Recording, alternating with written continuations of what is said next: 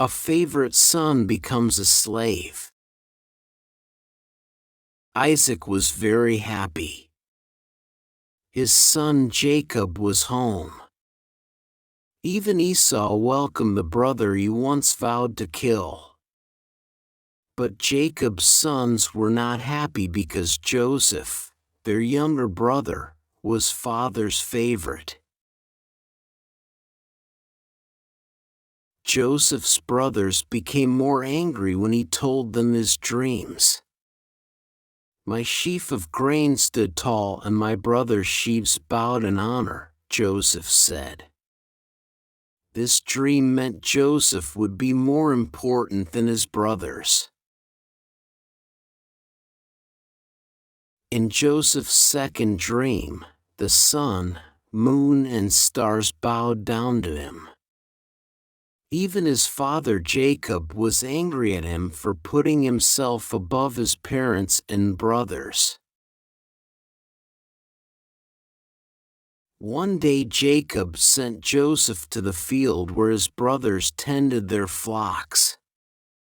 His brothers saw him coming. "Let's kill this dreamer," they muttered. Joseph did not know the danger before him.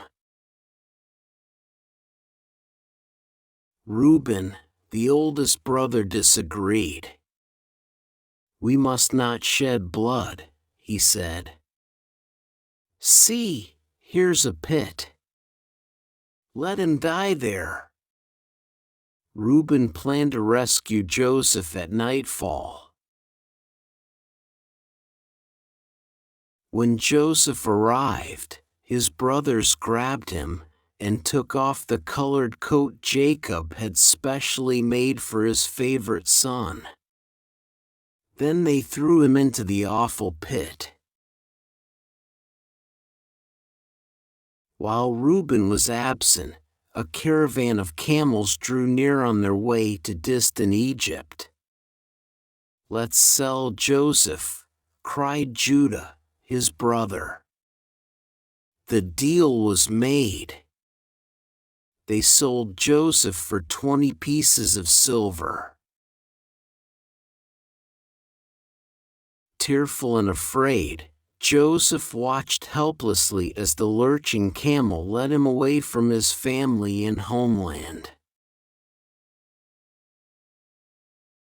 Is this Joseph's coat? It's bloody. We found it in the desert.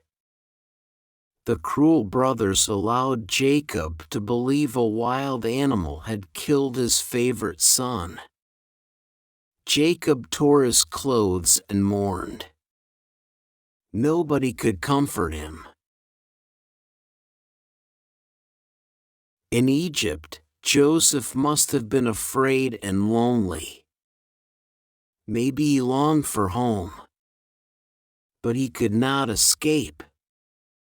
He was a slave in the house of Potiphar, an important Egyptian. Potiphar saw that Joseph always worked hard and could be trusted. "All you do turns out well," Potiphar told Joseph one day. "God is with you. I want you to be my chief servant, in charge of all my business and master of all my other servants." God gave Potiphar good harvests and many riches because of Joseph. Now an important man, Joseph still trusted and served God faithfully. But trouble came to Joseph. Potiphar's wife was a wicked woman. She asked Joseph to take the place of her husband. Joseph refused. He would not sin against God by wronging Potiphar. When the woman tried to force him, he ran. But she caught and held his coat. "Your slave attacked me," Potiphar's wife complained. See, here's his coat. Potiphar was angry. Maybe he knew his wife was lying. But he had to do something. What would he do? Potiphar put Joseph in prison. Although he was innocent, Joseph was not bitter or angry.